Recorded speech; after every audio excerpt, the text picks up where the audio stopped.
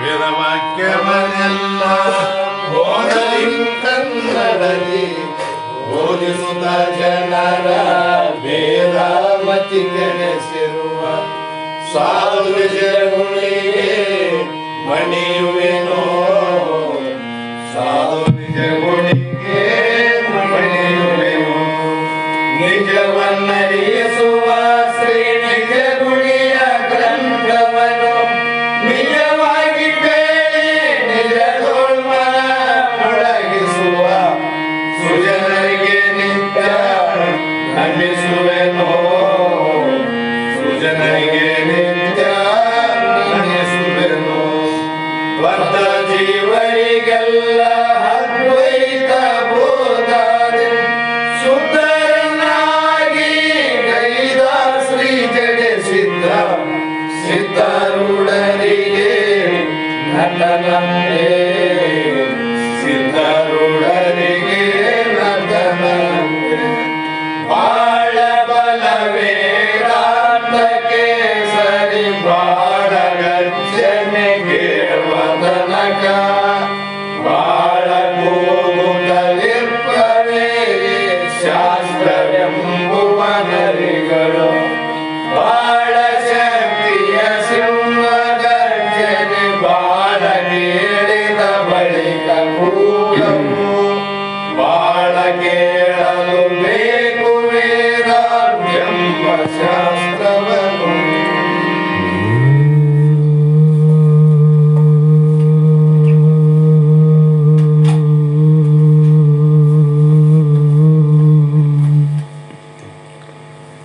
अनंत जन्म संप्राप्त कर्म बंध विदायिनी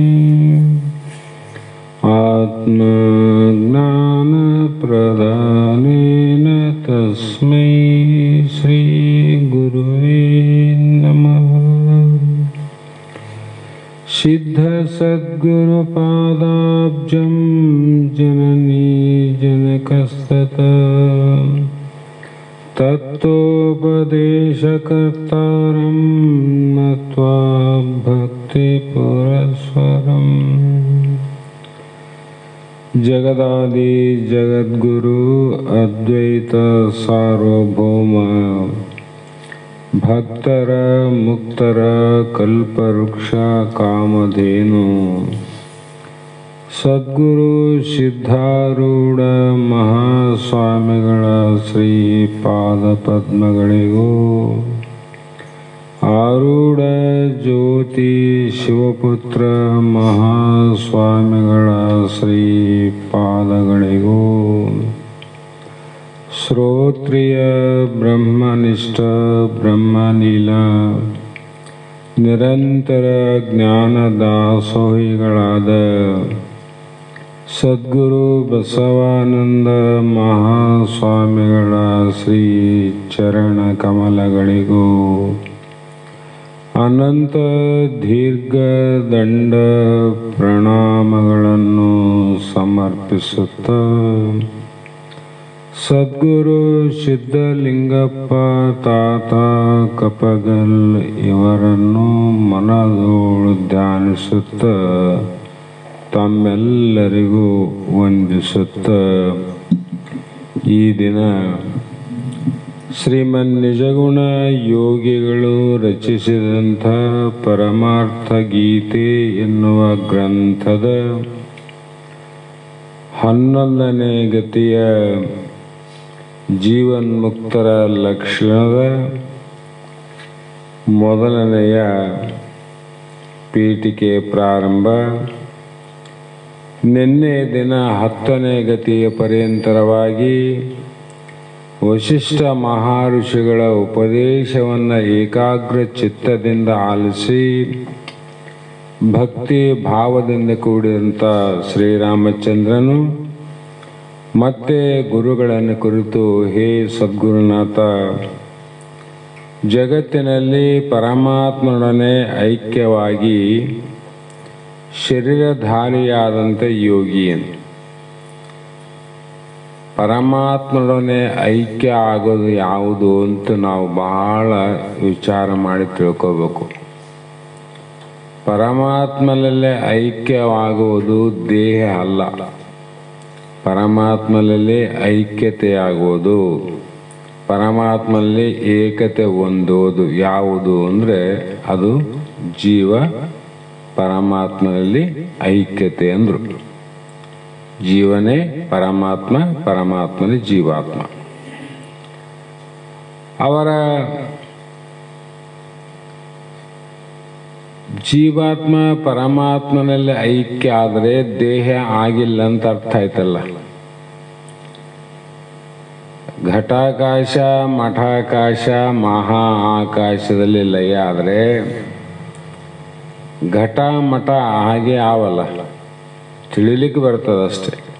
ಆದ್ರೆ ಕೊಡನೂ ಆದ, ಮಠನೂ ಆದ, ಮಹಾ ಆಕಾಶನೂ ಆದ ಅಂದಾಗ ನಿರಾಕಾರವಾಗಿರ್ತಕ್ಕಂಥ ಜೀವ, ನಿರುಪಾಧಿಕನಾದಂಥ ಜೀವ, ನಿರಾಕಾರವಾಗಿರ್ತಕ್ಕಂಥ ಪರಮಾತ್ಮನಲ್ಲಿ ನಿರುಪಾದಿಯಾದಂಥ ಪರಮಾತ್ಮನಲ್ಲಿ ಕೂಡ್ತೀವಿ. ಸ್ವಭಾವ ಲಕ್ಷಣ ಅಂತಾರೆ. ಬೈಲಿಗೆ ಬೈಲಿ ಕೂಡ್ತಾರೆ. ಬೈಲಿಗೆ ಬೈಲೇ ಕೂಡುವಿನ ಬೈಲಲ್ಲಿ ಇನ್ನೊಂದು ವಸ್ತು ಕೂಡೋದಿಲ್ಲ ಅಂತ. ಆದ್ರೆ ದೇಹ ಹಾಗೆ ಹುಡಿತಲ್ಲಪ್ಪ. ಈಗ ಉಳಿದ ಮೇಲೆ ಅವನ ವ್ಯವಹಾರ ಹೇಗಿರುವುದು? ಜೀವ ಪರಮಾತ್ಮಲ್ಲ ಐಕ್ಯ ಆದಮೇಲೆ ದೇಹ ಉಳ್ಕೊಂಡದೀಗ. ಯಾಕೆ ಉಳಿದದ? ಪ್ರಾರಬ್ಧ ವಶದಿಂದ. ಆವಾಗ ಆತನ ವ್ಯವಹಾರ ಹೇಗಿರ್ತದ? ಅಜ್ಞಾನಿಗಳಂತೆ ವ್ಯವಹಾರ ಇರ್ತದೋ ಅಥವಾ ಶರಣರ ಮಹಾತ್ಮರ ಸಂತರಂತೆ ವ್ಯವಹಾರ ಇರ್ತದೋ ಅಥವಾ ಇವರೆಲ್ಲರಿಗೂ ಕೊಂತ ವಿಲಕ್ಷಣವಾದ ಬೇರೆ ಆದಂಥ ವ್ಯವಹಾರ ಮಾಡ್ತಾರೋ ಜ್ಞಾನಿಗಳು? ಹೀಗೆ ಅವನ ಲಕ್ಷಣವನ್ನು ನನಗೆ ಸ್ವಲ್ಪ ತಿಳಿಸ್ಬೇಕು ಅಂತ ಶ್ರೀರಾಮಚಂದ್ರ ನಿನ್ನೆ ಪ್ರಾರ್ಥನೆ ಮಾಡಿದ ವಸಿಷ್ಠ ಮಹರ್ಷಿಗಳಲ್ಲಿ. ಅದಕ್ಕೆ ಉತ್ತರವಾಗಿ ಈ 11ನೇ ಗತಿಯಲ್ಲಿ ಜೀವನ್ಮುಕ್ತನಿಗೆ ಯಾವ ಲಕ್ಷಣಗಳು ಉಂಟು ಅವುಗಳನ್ನು ನನಗೆ ಸ್ವಲ್ಪ ಹೇಳ್ರಿ. ಯಾಕಂದರೆ ಯಾರು ಜೀವನ್ಮುಕ್ತರು, ಯಾರು ಜ್ಞಾನಿಗಳು, ಯಾರು ಅಜ್ಞಾನಿಗಳು, ಇಲ್ಲಿ ಕಪಟದ ಜ್ಞಾನಿಗಳು ಬೇರೆ, ನಿಷ್ಕಪಟವಾದ ಸತ್ಯದ ಜ್ಞಾನಿಗಳು ಬೇರೆ. ಇಂಥದ್ರಲ್ಲಿ ಇಂಥವರೇ ಜೀವನ್ಮುಕ್ತರಂತ ನಾನು ಹೇಗೆ ತಿಳ್ಕೋಬೇಕು? ಹೆಂಗೆ ತಿಳಿಬೇಕು? ಏನಾನು ಸ್ವಲ್ಪ ಲಕ್ಷಣ ಹೇಳ್ರಿ. ಇಲ್ಲಿಷ್ಟು ಮಂದಿ ಕುಂತೀವಿ, ಯಾರಾದರೂ ಹೊರಗಡೆಯಿಂದ ಬರ್ತಾರೆ. ಪೂಜಾರಿ ಅಲ್ಲಿ ಆನ ಮಠದಲ್ಲಿ ಸ್ವಲ್ಪ ಕರೀರಿ ಅಂತಾರೆ. ಅಂದಾಗ ಇಲ್ಲಿ ಕುಂತವ್ರಿಗೆ ಪೂಜಾರಿ ಯಾರಂತ ಲಕ್ಷಣ ಗೊತ್ತಿದ್ರೆ ಎಲ್ಲನ್ನ ಬಿಟ್ಟು ನಿನ್ನ ಕರಿತಾರೆ ನೋಡು ಅಂತ ಎಬ್ಬಿಸ್ತಾನಿಲ್ಲ. ಆತಗೇನು ಗೊತ್ತು? ಪೂಜಾರಿ ಯಾರಂತ ಪೂಜಾರಿಗೆ ತನ್ನದೇ ಆದ ಲಕ್ಷಣ ಅವ. ತಲೆಗೆ ರುಮಾಲ್ ಸುತ್ತಿರ್ತಾನ, ಬಿಳಿಗಡ್ಡ ಬಿಟ್ಟಿರ್ತಾನ, ಇದು ಒಂದು ಧೋತಿ ಹಾಕಿರ್ತಾನ, ಜುಬ್ಬ ಹಾಕಿರ್ತಾನ ಅಂತ ಗೊತ್ತಿರೋದಕ್ಕೆ ಯಾರನ್ನ ಕರಲಿ ಎಲ್ಲರನ್ನ ಭಾಗದಾಗ ಮಾಡಿ ಈತನೇ ಪೂಜಾರಿ ಕರೆಯಾಗಿ ಬಂದಾರ ಹೋಗುವರ್ಗಂತ ಲಕ್ಷಣ ಅದಿಲ್ಲ. ಅದರಂತೆ ಇಂಥವ್ರಿಗೆ ಜೀವನ್ಮುಕ್ತರು ಅಂತ ನಾವು ಕಂಡು ಹಿಡಿಬೇಕಾಗಿದ್ರೆ ಆ ಜೀವನ್ಮುಕ್ತನಿಗೆ ಕೆಲವು ಲಕ್ಷಣ ಇರಬೇಕಲ್ಲ, ಏನಾನ ಗುರುತುಗಳು. ಅವುಗಳನ್ನು ಯಾತಕ್ಕಾಗಿ ಹೇಳ್ರಂದ್ರೆ ಶಿಷ್ಯರ ಕಲ್ಯಾಣಕ್ಕಾಗಿ, ಶಿಷ್ಯರ ಉದ್ಧಾರಕ್ಕಾಗಿ. ಅವರು ನೇರವಾಗಿ ಅಂತಪ್ಪ ಜ್ಞಾನಿಗಳ ಸಂಪರ್ಕವನ್ನು ಮಾಡಿ ಅಂಥವರಿಗೆ ಶರಣಾಗತಿಯಾಗಿ ಈ ಒಂದು ಆತ್ಮಜ್ಞಾನದ ವಿಸ್ತಾರ ರೂಪ ಅಂತ ಆತ್ಮಜ್ಞಾನವನ್ನು ಪ್ರತಿಪಾದನೆ ಮಾಡಿದ್ದು ಯಾರಿಗೋಸ್ಕರ ಅಂದರೆ ಶಿಷ್ಯನಿಗೋಸ್ಕರ ಅಂತ ಅರ್ಥ ಮಾಡಬೇಕು. ಗುರುಗಳಿಗೆ ಬೇಕಾಗಿಲ್ಲ ಲಕ್ಷಣ, ಅವ್ರ ನಿರ್ಲಕ್ಷಣ. ಅವ್ರು ಈ ಲಕ್ಷಣ ಯಾರಿಗೆ ಬೇಕಾಗ್ಯದ? ಶಿಷ್ಯರಿಗೆ ಬೇಕಾಗ್ಯದ. ಅವ್ರು ಕಂಡು ಹಿಡಿಬೇಕಿಲ್ಲ. ಹಾಗಾಗಿ ಇಂತು ಒಲಿದು ಪೇಳಿದ ಸಾಧನ ಸಂತತೆಯಂ ಸಾಧ್ಯದೊಡನೆ ಸಮರಸ ವೈದಿ ಸಮ್ಮಂತಿಪ್ಪ ಯೋಗಿ ಆತನೆಯಂ ತನುವೆರೆ ಜೀವೀಪನು ಅವರನ ಅಪುವನೆ ಈಗಳೆ ಅರೂಪವನೆ ಈಗಳೆ ಅಂತ ಏನು ಹೇಳ್ತೀವಿ ಅಂದರೆ, ಎಲೈ ಶಿಷ್ಯನೇ, ಈ ಗತಿಯಲ್ಲಿ ನಿನಗೋಸ್ಕರವಾಗಿ ಯೋಗೀಶ್ವರನ ಚರಿತ್ರೆಯನ್ನು ಹೇಳುತ್ತೇನೆ. ಯಾರಿಗೋಸ್ಕರ? ನಿನಗೋಸ್ಕರ. ಯಾಕೆಂದರೆ ಮೊದಲು ಇಲ್ಲಿವರೆಗೆ ಏನು ಹೇಳಿನಿ ಆ ಸಾಧನೆಗಳಾವಲ್ಲ. ಮೊದಲು ಹೇಳಿದ ಸಾಧನೆ ಯಾವುದು? ವಿವೇಕ, ವೈರಾಗ್ಯಾದಿ ಸಾಧನ ಚತುಷ್ಟಯ ಆದಿಯಾಗಿ ಮುಮುಕ್ಷತ್ವದಿಂದ ಕೂಡಿ ಅನಂತ ಲಕ್ಷಣದಿಂದ ಇರಬೇಕಂತ ಹೇಳಿ, ಮತ್ತು ಅದಕ್ಕೆ ತಕ್ಕಂತೆ ಸದ್ಗುಣಗಳು ಇರಬೇಕಂತೀವಿ. ಸದ್ಗುಣಗಳು ಇಲ್ರಿ, ಮುಖ್ಯವಾದ ವಿವೇಕ ವೈರಾಗ್ಯನೇ ಇದ್ದ ಮೇಲೆ ಈ ಸದ್ಗುಣಗಳು ಯಾಕೆ ಬೇಕು ಅಂತ ಕೇಳಿದ್ರೆ, ಬಂಗಾರ ಏನಾದಲ್ಲ, ಬಂಗಾರಕ್ಕೆ ಒಡವೆಗಳಿಗೆ ಒಂದು ಡಿಸೈನ್ ಇರಬೇಕು. ಡಿಸೈನ್ ಅಂದ್ರೆ ಗೊತ್ತಾಗುತ್ತಲ್ಲ. ಬಂಗಾರ ಆದಲ್ಲ ಸಾಕು, ಡಿಸೈನ್ ಹಾಕ್ಬೇಕಂದ್ರೆ ಆ ಬಂಗಾರನೇ ಸತ್ಯ ಇಲ್ಲಂತಲ್ಲ, ಆ ಡಿಸೈನ್ ಇತ್ತಂದ್ರೆ ಅದು ಎಲ್ಲರನ್ನ ಮನಸ್ಸು ಹಿಡಿತದೆ. ಇದೇ ಡಿಸೈನ್ ಭಾಳ ಚಂದ ಅಂತ ಕರಿತೀವಿಲ್ಲ, ಆ ಡಿಸೈನಾಗ ಬಂಗಾರ ಆದಿಲ್ಲ. ಬಂಗಾರ ಒಂದೇ ಸಾಕಾಗಿತ್ತು, ಡಿಸೈನ್ ಹಾಕಿ ನೋಡ್ಬೇಕು. ಅದರಂತೆ ವಿವೇಕಾದಿ ಗುಣಗಳು ಲಕ್ಷಣ ಇದ್ರೂ ಕೂಡ ಸದ್ಗುಣಗಳೇ ಅದಕ್ಕೆ ಅಲಂಕಾರ ಅಂತ. ಜ್ಞಾನಿಗೆ ಬಂಗಾರಕ್ಕೆ ಡಿಸೈನ್ ಅಲಂಕಾರ ಅಲ್ಲ, ಅದಕ್ಕೆ ಮಹಾತ್ಮರಿಗೆ ಅಲಂಕಾರ ಯಾವುವು ಅಂದರೆ ಸದ್ಗುಣಗಳು. ಅದಕ್ಕಾಗಿ ದುರ್ಗುಣ ಅನ್ನುವಂಥವು ಮಹಾತ್ಮನಲ್ಲಿ ಇರಬಾರದು.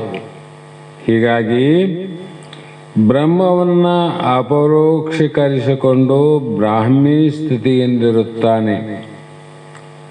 ಬ್ರಹ್ಮವನ್ನು ದೃಢ ಅಪರೋಕ್ಷವನ್ನು ಮಾಡಿಕೊಂಡು ಆತ ಯಾವಾಗಲೂ ಬ್ರಹ್ಮ ಸ್ವರೂಪನೇ, ಬ್ರಹ್ಮ ಆನಂದದಲ್ಲಿ ಇರ್ತಾನಂದ್ರು. ಯಾಕಂದರೆ ಆತನಿಗೆ ಹಿಂದಿನ ವಿಚಾರದಿಂದ ಸದ್ಗುಣಗಳಿಂದ ಯಾವ ವಿವೇಕ ವೈರಾಗ್ಯಾದಿ ಎಲ್ಲ ಗುಣಲಕ್ಷಣದಿಂದ ತನ್ನ ಸ್ವರೂಪದ ಸಾಕ್ಷಾತ್ಕಾರವನ್ನು ಮಾಡಿಕೊಂಡು ಆ ಒಂದು ಹೊರಗಡೆ ಹುಡುಕುವಂಥ ಬ್ರಹ್ಮ ಪರಮಾತ್ಮ ಶಿವ ಅಂದ್ರೆ ಬೇರೆ ಅಲ್ಲ.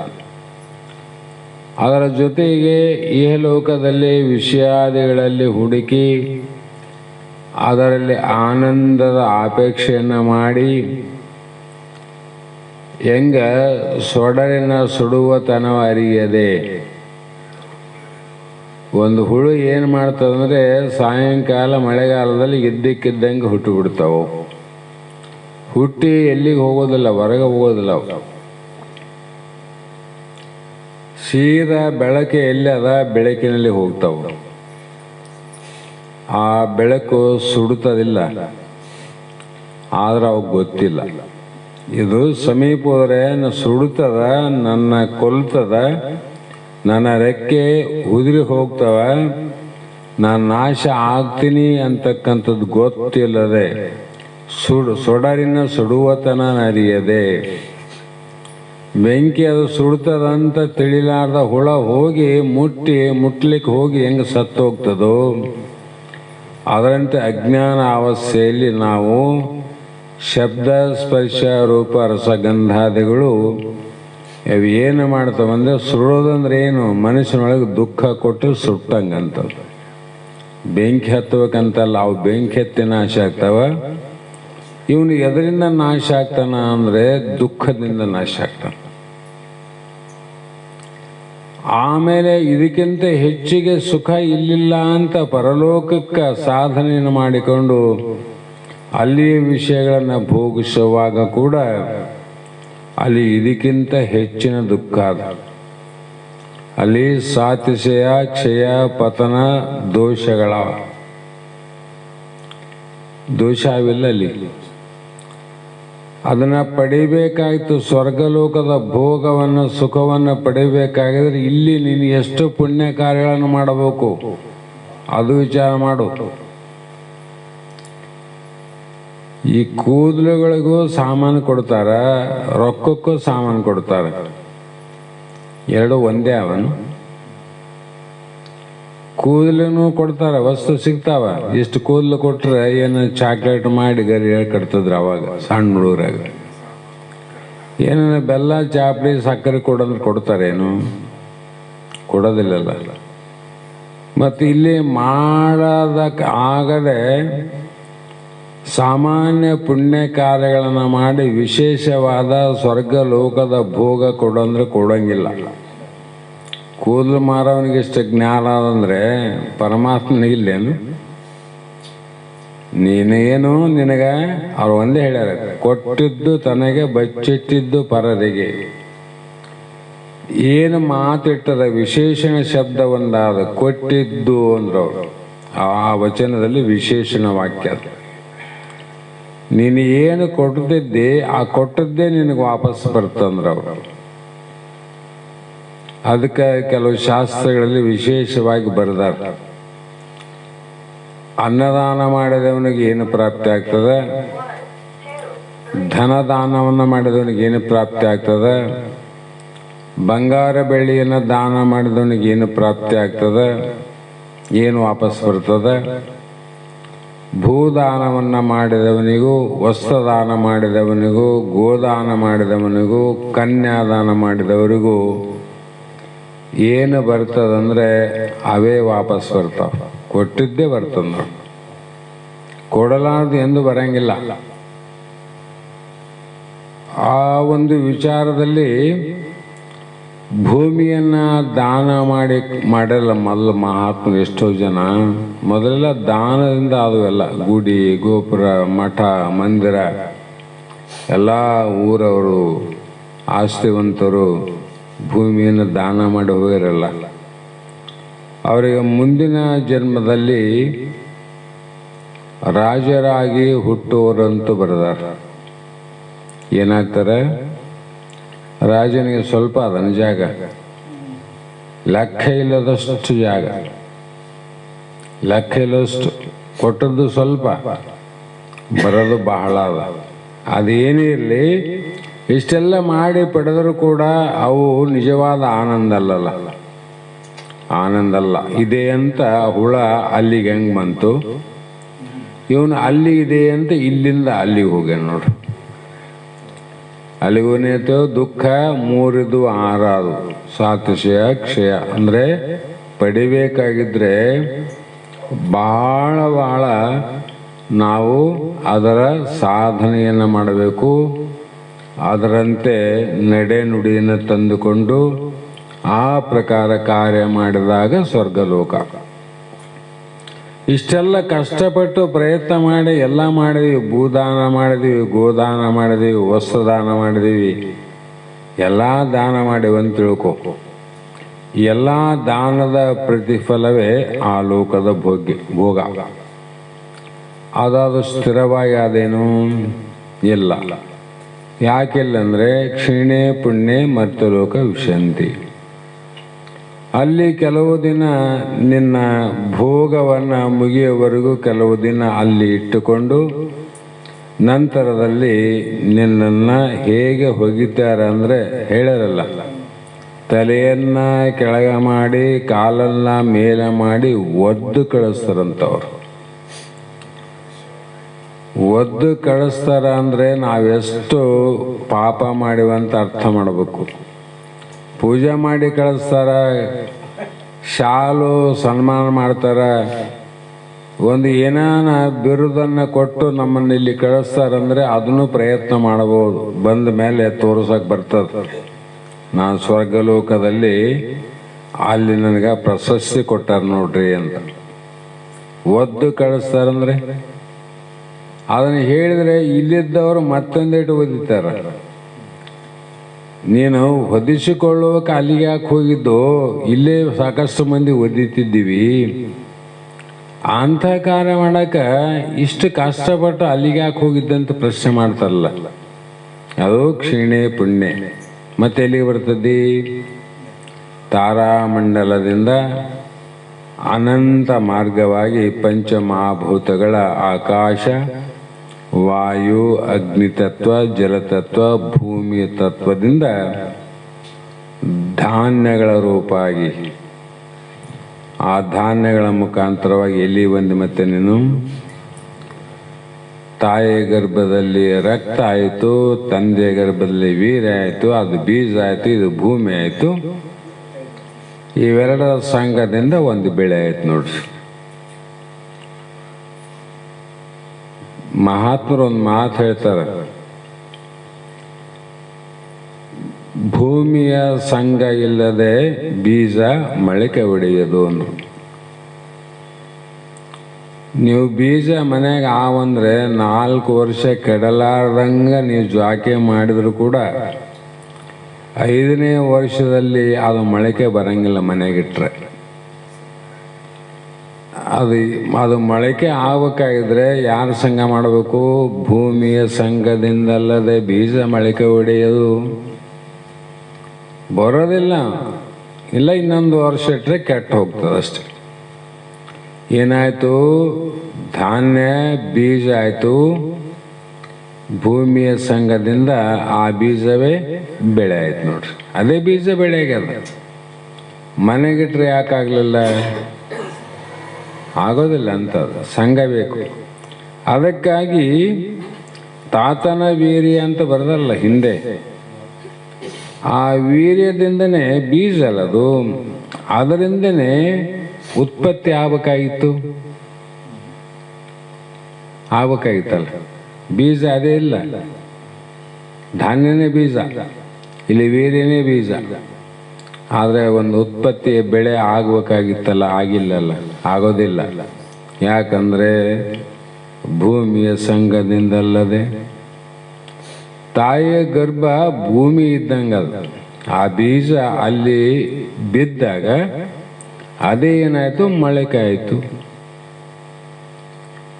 ಇಲ್ಲಿ ವ್ಯತ್ಯಾಸ ಏನದ? ಮೊಳಕೆಯೇ ಬೀಜ, ಬೀಜವೇ ಮೊಳಕೆ. ಬೇರೆ ಅದರಲ್ಲಿ ಬೀಜನಲ್ಲ ಮೊಳಕೆ ಆದದ್ದು. ಆ ಮೊಳಕೆ ಎಲ್ಲಿತ್ತು? ಮೊದಲು ಬೀಜದಲ್ಲಿ ಇತ್ತಲ್ಲ. ಹಾಗಾಗಿ ಇಲ್ಲಿಯೂ ಕೂಡ ವಿಚಾರ ಮಾಡಿದಾಗ ಎಲ್ಲವನ್ನ ತುಷ್ಟೀಕರಿಸಿ ತನ್ನ ಸ್ವರೂಪ ಸಾಕ್ಷಾತ್ಕಾರವನ್ನು ಮಾಡಿಕೊಂಡಂಥ ಜ್ಞಾನಿ ಏನು ಮಾಡ್ತಾನಂದ್ರೆ ಆನಂದದ ಉದ್ಗಾರ ಸ್ಥಿತಿಯಲ್ಲಿರ್ತಾನ ಅವನು. ಆನಂದದ ಉದ್ಗಾರ, ಆನಂದದ ಉದ್ಗಾರ. ಹರ್ಷಿಯಾದೆನು ನಾನು ನಿಜದಿಂ ಹರ್ಷವೆನ್ನೊಳಗಾಯಿತರಿಯಲು, ನೆರೆ ಪ್ರಕಾಶ ರೂಪನೇ ನಾನಹುದು, ನನ್ನನ್ನೇ ಅರಿತು ಎನ್ನ ಪ್ರಕಾಶದಿಂದಲೇ ಹರ್ಷದಿಂದಲೇ ನಾನು ನನಗೆ ಶರಣು ಮಾಡುತ್ತಾ ನಕ್ಕು ನೆಲೆವನು ನನ್ನೊಳಗೆ ನಾನೆಂದರು. ಜ್ಞಾನಿಗಳ ಉನ್ನತ ಮಟ್ಟದ ಸ್ಥಿತಿ ಹೆಂಗಿರ್ತಂದ್ರೆ, ಅವರು ತನ್ನಲ್ಲಿಯೇ ಆನಂದದ ವ್ಯವಹಾರವನ್ನು ಮಾಡಿ ಅದಕ್ಕೆ ತಾನೇ ಸ್ವಯಂ ಪ್ರಕಾಶ ರೂಪನಾಗಿ ತನ್ನನ್ನೇ ತಾನು ತಿಳಿದುಕೊಂಡು ತನಗೆ ಅನ್ಯವಾದದ್ದು ಜಗದೊಳು ಏನು ಇಲ್ಲ ಅಂತ ತಿಳ್ಕೊಂಡವನು ಜ್ಞಾನಾಮೃತ ಪಾನ ಮಾಡಿದ ಆನಂದದ ಉದ್ಗಾರದ ಮಾತು. ಕೆಲವು ಮಂದಿ ಆನಂದಕ್ಕಾಗಿ ಏನೋ ಮಾಡ್ತಾರಲ್ಲ, ಆ ಆನಂದದಾಗ ಆಡೋ ಮಾತುಗಳೇ ಬೇರೆ. ಮಾತಾಡ್ತಾರಲ್ಲ, ಅದು ಎದರ ಮಾತು ಅಂದರೆ ಅವರ ಆನಂದಕ್ಕಾಗಿ ಅಮಲಿನ ಮಾತು. ಒಂದು ವಸ್ತುವನ್ನು ಕುಡಿದು ಆ ಸಮಯದಲ್ಲಿ ಬರುವಂಥ ಮಾತುಗಳೇ ವಿನಃ ಅವನು ದುಃಖದಲ್ಲಿದ್ದರೂ ಕೂಡ ಆನಂದದ ಮಾತಾಡ್ತಾನೆ. ನಿಜವಾಗಿ ಆನಂದದಲ್ಲಿ ಇದ್ರೂ ಕೂಡ ದುಃಖವನ್ನು ವ್ಯಕ್ತಪಡಿಸ್ತಾನೆ. ಎಲ್ಲಿ? ಅಮಲಿನಲ್ಲಿ. ಎಷ್ಟೋ ಜನ ಕುಡಿದ ತಕ್ಷಣ ಕೊಡೋ ಅಂತ ಹೇಳ್ತಾರೆ. ಅಳೋರಿಗೆ ಅದು ಮುಂದಿಟ್ಟು ಸ್ವಲ್ಪ ಕುಡಿದ್ರೆ ಗಹಗಹಿಸಿ ನಗ್ತಾರಿಲ್ಲ. ಇದರಂಗೆ ಜ್ಞಾನಿ ಒಂದು ಸಲ ದುಃಖದಲ್ಲಿ, ಒಂದು ಸಲ ಆನಂದದಲ್ಲಿ ಇರಂಗಿಲ್ಲ. ಸದಾ ಕಾಲ ಆನಂದ. ಯಾವುದದು? ಏನು ಕುಡ್ದಾನಂದ್ರೆ ಜ್ಞಾನಾಮೃತ ಪಾನ ಅಂದ್ರು. ಜ್ಞಾನದ ಅಮೃತ. ಅದು ಜ್ಞಾನವು ಶ್ರೀಗುರು ವಚನದಿಂದ ಅಧಿಕ ಸುದುಂಟೆ. ಹೀಗೆ ತಿಳಿದುಕೊಂಡಂತ ಒಬ್ಬ ಜ್ಞಾನಿ ಬ್ರಹ್ಮ ವ್ಯಕ್ತ ಇರುವನು ಅಂತ ನಮಗೆ ಗೊತ್ತಾಗಬೇಕಾಗಿತ್ತಂದ್ರೆ ಅವನಲ್ಲಿ ಕೆಲವು ಲಕ್ಷಣಗಳನ್ನು ಇರಬೇಕಾಗಿದೆ. ಆ ಲಕ್ಷಣಗಳು ಯಾವುವು ಅಂತ ಒಂದೊಂದಾಗಿ ನಾನು ನಿನಗೆ ಹೇಳುತ್ತೇನೆ ಕೇಳು ಅಂತ ವಸಿಷ್ಠರು ರಾಮನಿಗೆ ಉಪದೇಶವನ್ನು ಮಾಡ್ತಾರೆ. ಬಳಿಕೇನಂ ತೋರದೆ ಬಯಲಾಗಿ ತಿಳಿವಿನ ಅಹಂ ಭಾವನೆ ಬರಿದಾಗಿ ಏನಾನೊಂದುಳಿದೆಯ ಸದ್ರೂಪು ತಾನದು ತಿಳಿ ಪರಮಾತ್ಮನ ರೂಪು ಮತ್ತೆಯು ಜೀವ ನೆನಪ ಸಂವಿತ್ತು ಮೊತ್ತದ ವಿಷಯವ ನುಡಿದ ಆಪತ್ತು ಸದಮಳ ನೆನೆಸುತ್ತಿ ಹೆಚ್ಚಿದ್ರೂಪ ಅದು ತಾನೇ ಪರಮಾತ್ಮನ ರೂಪ ಭ್ರಮಿಸದೆ ಭೋಗವನುಣುತಂ ತಾನು ಸ್ಥಿಮಿತ ಅಂಬುದಿಯಂ ತಿರಲೆ ಎತ್ತಾನು ಪದುಳಂ ಮಿಕ್ಕಿಯ ನಿಜ ಸುಖ ರೂಪು ಅದು ತಾನೇ ಪರಮಾತ್ಮನ ರೂಪು ಅಂತ ಇಲ್ಲಿ ಹೇಳಿದ್ರು. ಅದೇನದ ಪರಮಾತ್ಮನ ರೂಪ ಅಂದರೆ ಪರಬ್ರಹ್ಮನೇ ಸ್ವರೂಪ. ಪರಬ್ರಹ್ಮ ಅಂದರೆ ತನ್ನ ಬಿಟ್ಟಿಲ್ಲ, ತಾನೇ ಪರಬ್ರಹ್ಮ. ಹೀಗಾಗಿ ಅನಂತರ ಬಳಿಕ ಅಂದ್ರೆ ಅನಂತರ ಏನು ತೋರದೆ ಅಂದ್ರು. ಆತನಿಗೆ ಏನು ಒಂದು ತೋರಂಗಿಲ್ಲ ನೋಡು. ಯಾಕಂದ್ರೆ ಅಹಂಕಾರ ಆದೇನೋ ಅವನಲ್ಲಿ. ಅಹಂಕಾರವು ತೋರಿದರೆ ಪರಿದೃಶ್ಯಮಾನ ಜಗತ್ತು ತೋರ್ತದೆ. ಅಹಂಕಾರ ಆದಂದ್ರೆ ಜಗತ್ತು ತೋರ್ತದೆ ನೋಡ್ರಿ. ಜಾಗ್ರದಲ್ಲಿ ಅಹಂ ಆದ, ನಿದ್ರೆಯಲ್ಲಿ ಆದೇನು. ಮತ್ತು ಜಗತ್ತು ಈಗ ಎದ್ದಾಗಿದ್ದದ್ದು ಕಣ್ಣು ಮುಚ್ಚಿದಾಗ ಕಾಣವಲ್ತಂದ್ರೆ ಜಗತ್ತು ಹಾಳಾಗ್ಯದನು, ಜಗತ್ತು ನಾಶ ಆಗ್ಯದನು, ಸುಟ್ಟೋಗ್ಯದನು. ಆದರೂ ಕೂಡ ತೋರಂಗಿಲ್ಲ. ಯಾಕಂದ್ರೆ ಅಹಮ್ಮಿನ ಅಹಂಭಾವದಲ್ಲೇ ತೋರ್ತವ ಅಹಂಕಾರಗಳು. ನಿರಹಂಕಾರಿಯಾದಂಥ ಪ್ರಭುಗಳಿಗೆ ನಿನ್ನೆನೆ ಹೇಳಿನಲ್ಲ, ಆ ರೀತಿ ವರಚಿತ್ರ ದೀಪದಂತೆ ಗೋಡೆ ಮೇಲೆ ಬರೆದಂಥ ಚಿತ್ರದಲ್ಲಿ ಉರಿಯುವಂಥ ಬೆಂಕಿಯ ದೀಪ ಕಾಣ್ತದಿಲ್ರಿ? ಅಲ್ಲಿ ಬೆಂಕಿ ಆದೇನು? ಬೆಂಕಿ ಇಲ್ಲ, ಆದರೂ ಬೆಂಕಿ ಕಾಣ್ತದೆ. ವಿಚಾರ ಮಾಡಿದ್ರೆ ಇಲ್ಲ ಅಂತ. ಅದರಂತೆ ಇಲ್ಲಿಯೂ ಕೂಡ ಅವನ ಶರೀರಾದಿಗಳು ಕಾಣ್ತವ, ಜಗತ್ತು ಕಾಣ್ತದ. ಹೇಗೆ ಅಂದರೆ ದೀಪದಲ್ಲಿ ಉರಿಯುವ ಬೆಂಕಿ ಕಂಡಂತೆ ಜ್ಞಾನಿಯ ಒಡಲೋಳು ಅಹಂಕಾರ ಕಂಡಂಗೆ ಕಾಣ್ತದ. ಕಂಡ್ರೂ ಕೂಡ ದೀಪದಲ್ಲಿ ಬೆಂಕಿ ಹೆಂಗಿಲ್ಲೋ ಜ್ಞಾನಿಯಲ್ಲಿ ಅಹಂ ಇರಂಗಿಲ್ಲ ನೋಡ್ರಿ. ಇರಂಗಿಲ್ಲ, ನೋಡಕ್ ಕಾಣ್ತಾವಂಗ. ಯಾಕಂದ್ರೆ ಇದು ವ್ಯವಹಾರಿಕ ಸತ್ತದ, ಪ್ರಾರಬ್ಧದಿಂದ ಶರೀರ ಉಳ್ಕೊಂಡದ. ಇದು ಬೇಕು ಇದು ಬೇಡ ಅಂತ ಹೇಳ್ಬೇಕಲ್ಲ. ಜ್ಞಾನಿಗಳು ಹೇಳ್ತಾರಿಲ್ಲ, ಇದು ಬೇಕಂತ ನೋಡಪ್ಪ, ಈಗ ಅದು ಬೇಡ ಅಂತ ನೋಡು. ಅದು ಬೇಡ ಅಂದ ಇದು ಬೇಕಂದ್ರೆ ಅಹಮ್ಮನಿಂದ ಅಲ್ಲ, ಅರಿವಿನಿಂದ ಮಾಡ್ತಾರೆ ಅವ್ರ ಕೆಲಸ, ಅರಿವಿನಿಂದ. ಹಾಗಾಗಿ ಅಹಂ ಬ್ರಹ್ಮಾಸ್ಮಿ ಎಂಬ ಜ್ಞಾನ ಕಾಲದಲ್ಲಿರುವ ಅಹಂಕಾರವೇ ತೋರುವುದಿಲ್ಲ. ನಾನು ಬ್ರಹ್ಮನಿದ್ದೇನೆ ಎಂಬ ಅಹಂ ಕೂಡ ಅವನಲ್ಲಿಲ್ಲ. ಹಾಗಾಗಿ ಇದಂ ರೂಪ ಜಗತ್ತು ಜ್ಞಾನಿಯಲ್ಲಿ ತೋರ್ತದೇನೆಂದ್ರೆ ತೋರೋದಿಲ್ಲ. ಜಗತ್ತೇ ತೋರಂಗಿಲ್ಲ ಅಂದರೆ ಜಗತ್ತಿನಲ್ಲಿ ಸಾಮಾನ್ಯವಾದಂಥ ಒಂದು ಸಣ್ಣ ದೇಹ ಇದು. ನಮ್ದಾದ್ರೆ ಎಷ್ಟು ದೊಡ್ಡದಾದ, ಆನೆ ಹಂಗಿಲ್ಲ, ಮತ್ತು ಇನ್ನೊಂದು ದೊಡ್ಡ ಪ್ರಾಣಿ ಹಂಗಿಲ್ಲ. ಸಾಮಾನ್ಯವಾಗಿ ಒಂದು 8 ಗೇಣಿನ ಶರೀರ ಅಂತ ಬರೆದಾರ. ಆ ದೊಡ್ಡ ಜಗತ್ತೇ ಕಾಣದೇ ಇದ್ದಾಗ ಈ ಸಣ್ಣ ದೇಹ ಹೆಂಗೆ ಕಾಣ್ತದೆ ಅವರಿಗೆ? ದೇಹ ಕಾಣಂಗಿಲ್ಲ ಅರ್ಥ ಏನು? ಸತ್ಯವಾಗಿ ಕಾಣಂಗಿಲ್ಲ ಅವರಿಗೆ, ಸದಾಕಾಲ ಮಿಥ್ಯವಾಗಿ ಕಾಣ್ತದ. ಹೀಗೆ ಇದು ಅಸತ್ತಾಗಲು ಇವೆರಡಕ್ಕೂ ಅಧಿಷ್ಠಾನಭೂತವಾದ ವಸ್ತು ಯಾವುದುಂಟು? ತಾನದು ತಿಳಿ ಪರಮಾತ್ಮನ ರೂಪು. ಜ್ಞಾನಕ್ಕೂ ಅಜ್ಞಾನಕ್ಕೂ ಅಧಿಷ್ಠಾನ ಯಾವುದರು ಅಂತ ವಿಚಾರ ಮಾಡಿದ್ರೆ ಆತ್ಮನೇ ಅಧಿಷ್ಠಾನ. ಹಗಲಿನಲ್ಲಿ ತೋರುವ ಸೂರ್ಯನ ಬೆಳಕು, ರಾತ್ರಿಯಲ್ಲಿ ತೋರುವ ಚಂದ್ರನ ಬೆಳದಿಂಗಳು, ಇವೆರಡಾವಿಲ್ಲ. ಚಂದ್ರ ಬೇರೆ, ಅವನ ಬೆಳಕೆ ಬೇರೆ. ಸೂರ್ಯ ಬೇರೆ, ಸೂರ್ಯನ ಬೆಳಕೆ ಬೇರೆ.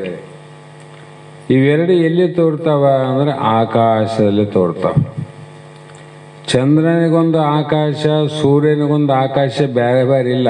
ಒಂದೇ ಆಕಾಶದಲ್ಲಿ ಎರಡು ತೋರ್ತಾವಂದ್ರೆ ಆಕಾಶವೇ ಸತ್ಯ, ಚಂದ್ರ ಸೂರ್ಯ ಮಿಥ್ಯ ಆಯ್ತು. ಅಧಿಷ್ಠಾನ ಅಂದ್ರಲ್ಲ. ಹಾಗೆ ಆತ್ಮನು ತಾನು ಪರವಸ್ತು ಅಂತ ತಿಳ್ಕೊಂಡಾಗ ಆ ಪರಮಾತ್ಮನ ಸ್ವರೂಪವೇ ಆತಾಗಿ ಈ ಜೀವಾತ್ಮನು ಯಾವಾಗಲೂ ಪರಮಾತ್ಮನ ಸ್ವರೂಪನಾಗಿ ಜ್ಞಾನ ಸ್ವರೂಪವಾಗಿ ಇರುವನಂತ ಲಕ್ಷಣ ಹೇಳ್ತಾರೆ ಅವರು. ಜ್ಞಾನಿ ಜೀವಭಾವದಿಂದ ಕೂಡಿರದೆ ಶಿವಭಾವದಿಂದ ಕೂಡಿದ್ದು ಆ ಶಿವನೇ ನಾನು ಅನ್ನುವಂಥ ಅನುಭೂತ ಅಂದ್ರೇನು ಅನುಭವದಿಂದ ಇದ್ದು, ಹೀಗಿದ್ದಾಗಾದರೂ ಅವಿವೇಕದಿಂದ ಕೆಲವೊಂದು ಸಲ ವಿಷಯಗಳಾದ ಅನಾತ್ಮ ಜಡಗಳಾದ ದೇಹಾದಿಗಳೇ ನಾನೆಂದು ಅಭಿಮಾನಿಸುವುದರಿಂದ ಜಡದಂತೆ ತೋರುವನು. ಕಾಣ್ತದಲ್ಲಿ ಈಗ ದೇಹ ವಿಷಯ ಇಂದ್ರಿಯಗಳು ನಾನಂತ. ಆದರೆ ವಿಚಾರ ಮಾಡಿ ನೋಡಿದರೆ ಜೀವನು ಅವಿದ್ಯಾ ತಾತ್ಕಾರ್ಯ ರೂಪ ಮಲದಿಂದ ರಹಿತನಾಗಿ ಕೇವಲ ಪರಿಶುದ್ಧ ಚಿದ್ರೂಪನಾಗಿರುತ್ತಾನೆ. ಅದೇ ಪರಮಾತ್ಮ ಸ್ವರೂಪ. ದೇಹಕ್ಕೆ ಏನಾದರೂ ತೋರ್ತಾವ, ಅವಕ್ಕೆ ಏನಾದರೂ ಬರ್ತಾವ, ಏನಾದರೂ ಹೋಗ್ತಾವ. ಅವೆಲ್ಲವನ್ನು ಹೇಗೆ ತಿಳ್ಕೊಂಡನಂದ್ರೆ ಅನಾತ್ಮ ಜಡಗಳಾದ ದೇಹಗಳಿಗೆ ಸಂಬಂಧ. ಅವನ ಜ್ಞಾನ ಲಕ್ಷಣ ಹೇಳ್ರಂದ್ರಲ್ಲ, ಯಾರಿಗೆ ಸಂಬಂಧ ಅಂತಾನ? ಜಡವಾದ ಅನಾತ್ಮ ದೇಹಾದಿಗಳೇ ಸಂಬಂಧ. ಆದ್ದರಿಂದ ಅವನು ಅಭಿಮಾನವನ್ನು ಪಡೋಂಗಿಲ್ಲ ಅಂತ. ದೇಹದ ಮೇಲೆ ಅಭಿಮಾನ ಇಲ್ಲ. ಶರೀರ ನಾನಂತ ಅಭಿಮಾನ ಇಲ್ಲ. ಹಾಗಾಗಿ ವಿಚಾರ ಮಾಡಿ ನೋಡಿದಾಗ ಅವನು ಪರಮಾತ್ಮ ಸ್ವರೂಪನಂತ. ಸೂರ್ಯನಲ್ಲ, ಚಂದ್ರನಲ್ಲ, ಆಕಾಶ ಸ್ವರೂಪ ಅಂತ. ಪರಮಾತ್ಮನಲ್ಲ, ಜೀವಾತ್ಮನಲ್ಲ, ಪರಬ್ರಹ್ಮ ಸ್ವರೂಪ ಅಂತ. ನಾನ್ಯಾರು? ಪರಬ್ರಹ್ಮ ಸ್ವರೂಪ. ಹೀಗೆ ಆತನು ನಿತ್ಯ ಶುಚಿ ಸುಖ ರೂಪಗಳಾಗಿರುವೆಂದು ಭ್ರಾಂತಿಯನ್ನುಗೊಳ್ಳದೆ ಇಷ್ಟವಾದ ವಸ್ತು ಪ್ರಾಪ್ತಿಯಾಗಲೆಂದು ಭ್ರಮಿಸಿದ ಭೋಗವನ್ನುಣುತ್ತಂತಾನು. ತನಗೆ ಬಹಳ ಇಷ್ಟವಾದಂಥ ಭೋಗದ ಪದಾರ್ಥಗಳು ದೊರೆಯಲಿ ಅಂತ ಹೇಳಿ ಅನಿಷ್ಟವಾದ ವಸ್ತುಗಳು ಪರಿಹಾರವಾಗಲೆಂದು ಪ್ರಯತ್ನ ಮಾಡಂಗಿಲ್ಲ. ಬೇಕಿದ್ದದ್ದು ಬರಬೇಕಿವತ್ತ, ಬೇಡ ಆದದ್ದು ಬರಬಾರದು ಅಂತ ಅನ್ನಂಗಿಲ್ಲ. ಯಾಕಂದರೆ ಆತನಿಗೆ ಯಾವುದು ಯತ್ನ ಮಾಡದೆ ದೊರಕಲೇನ್ ಅದರಳು ಸಂತುಷ್ಟಾನ. ಜೀವನದಲ್ಲಿ ಆತನಿಗೆ ಭೋಗ ಭಾಗ್ಯಗಳು ಏನು ದೊರೀತವ ಅದರಲ್ಲೇ ಸಂತೋಷ ಆನಂದವಾಗಿರ್ತಾರೆ ಜ್ಞಾನಿಗಳು. ಇದು ಅವನ ಲಕ್ಷಣ ನೋಡಂದ್ರು. ಇದು ಯಾಕೆ ತಂದೆ, ಇದು ಯಾಕೆ ತರಲ್ಲ ಅಂತ ಅನ್ನಂಗಿಲ್ಲ. ಇದೇ ಬೇಕನ್ನಂಗಿಲ್ಲ, ಇದು ಬ್ಯಾಡ ಅನ್ನಂಗಿಲ್ಲ. ಏನಿದೆ ಅದರಲ್ಲಿ ಸಂತೋಷ ಪಡೋದು ಮತ್ತು ದುಃಖ ಪಡೋದಲ್ಲ. ಹೀಗಾಗಿ ಆತನು ಬಂದದರಲ್ಲಿಯೇ ಶಾಂತನಾಗಿರುವನೆಂದು. ಹೇಗೆಂದರೆ ತೆರೆಗಳಿಲ್ಲದ ಸಮುದ್ರವು ಹೇಗೆ ಇರುವುದು, ಸ್ಥಿಮಿತಾಂಬುದಿಯಂ ತೀರಲೆತ್ತಾನು. ಆ ಸಮುದ್ರ ತೆರೆಗಳು ಅಂದರೆ ಅಲೆಗಳು ಇಲ್ಲದ ಸಮಯದಲ್ಲಿ ಸಮುದ್ರ ಹೇಗದಪ್ಪ ಅಂದರೆ ಶಾಂತವಾಗಿಲ್ಲ. ಶಾಂತಿ, ಅಶಾಂತಿ ಎಂಬ ಮಾತೇ ಇಲ್ಲ. ಅಂದರೆ ಸಮುದ್ರವು ಬೇಸಿಗೆ ಕಾಲದಲ್ಲಿ ತನ್ನ ನೀರು ಸೂರ್ಯನ ಕಿರಣಗಳಿಂದ ಕಡಿಮೆ ಆಗ್ತವೆ. ಭಾಳ ಹಳ್ಳದಾಗ ನದಿಗೆ ಕಡಿಮೆ ಆದಂಗೆ ಒಮ್ಮೆಲೆ ಮೀಟ್ರ್ ಗಟ್ಟಲೆ ಕಡಿಮೆ ಆಗಲ್ಲ. ಸ್ವಲ್ಪ ಸ್ವಲ್ಪ ಸ್ವಲ್ಪ ಎಳ್ಳು ಕಾಳಿನಷ್ಟು ಸಮುದ್ರ ಕೂಡ ಕಡಿಮೆ ಆಗ್ತಾವೆ. ಆ ಸಮುದ್ರ ನನ್ನಲ್ಲಿ ನೀರು ಕಡಿಮೆ ಆಗುವಂತ ದುಃಖ ಪಡೋದಿಲ್ಲ ನೋಡ್ರಿ.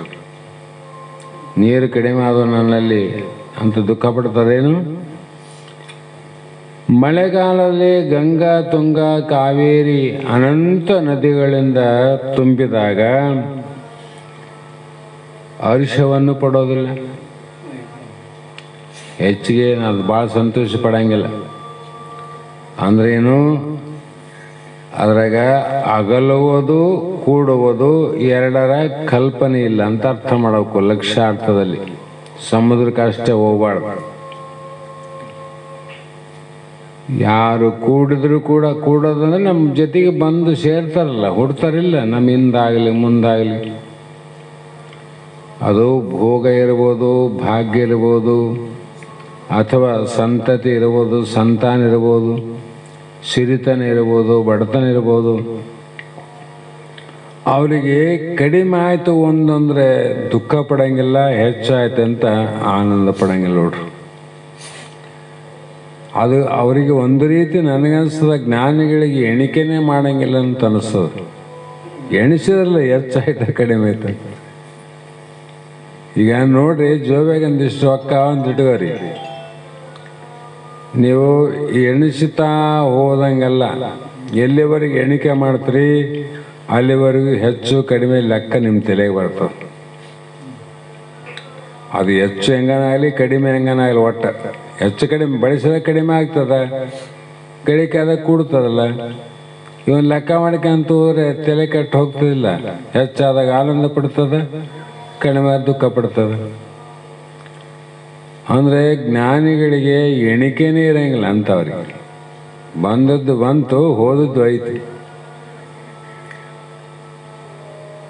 ಒಂದಾನು ನೆನೆಯವನಲ್ಲ ಅಂತ. ಬಂದದ್ದನ್ನು ನೆನೆದ ಅಲ್ಲ, ಹೋದದ್ದನ್ನು ಸ್ಮರಣೆ ಮಾಡಂಗಿಲ್ಲ. ಹೀಗೆ ಯೋಗಿಯು ವಿಷಯಗಳ ಪ್ರಾಪ್ತವಾದಾಗ್ಯೂ ಅಪ್ರಾಪ್ತವಾದಾಗ್ಯೂ ಎರಡೂ ಕಾಲದಲ್ಲಿ ಸಂತೋಷ ಚಿತ್ತದಿಂದಿರುವನು. ಎರಡು ಕಾಲ ಸಂತೋಷ. ಮತ್ತು ಮನಸ್ಸಿನಿಂದ ಮೊದಲುಗೊಂಡು ಹಿರಣ್ಯ ಗರ್ಭ ಲೋಕದವರೆಗೆ ಉಪಾಧಿಯಾಗಿರುವ ಆನಂದಕ್ಕ ಎಲ್ಲಕ್ಕೂ ಮಿಕ್ಕಿ ಹಿರಣ್ಯ ಗರ್ಭ ಲೋಕ ಅಂದ್ರೆ ಮನುಷ್ಯ ಲೋಕ, ಮರ್ತ್ಯಲೋಕದಿಂದ ಪ್ರಾರಂಭ ಮಾಡಿ 14 ಲೋಕದಲ್ಲಿ ಹಿರಣ್ಯ ಗರ್ಭ ಅನ್ನುವಂಥದ್ದು ಅದೊಂದು ಲೋಕ. ಆ ಲೋಕದಲ್ಲಿ ಉಪಾಧಿಯಿಂದ ಆನಂದವ. ಸ್ವರ್ಗದ ಉಪಾಧಿ ಏನು ಆನಂದ? ಅಮೃತಪಾನದಿಂದ, ಅಪ್ಸರಾ ಸ್ತ್ರೀಯರಿಂದ, ಕಾಮಧೇನುವಿಂದ, ಕಲ್ಪವೃಕ್ಷ ಉಪಾಧಿಗಳಿಂದ ಆಗ್ತಕ್ಕಂಥ ಆನಂದ. ಬ್ರಹ್ಮಲೋಕದಲ್ಲಿ ಇನ್ನೊಂದು ಉಪಾಧಿಯಿಂದ, ವಿಷ್ಣು ಲೋಕದಲ್ಲಿ ಮತ್ತೊಂದು ಉಪಾಧಿಯಿಂದ, ಎಲ್ಲವೂ ಕೂಡ ಅದಕ್ಕೆ ಮಿಕ್ಕಿ ಅದಕ್ಕಿಂತ ಹೆಚ್ಚಿಗೆ ಇರುವಂಥದ್ದು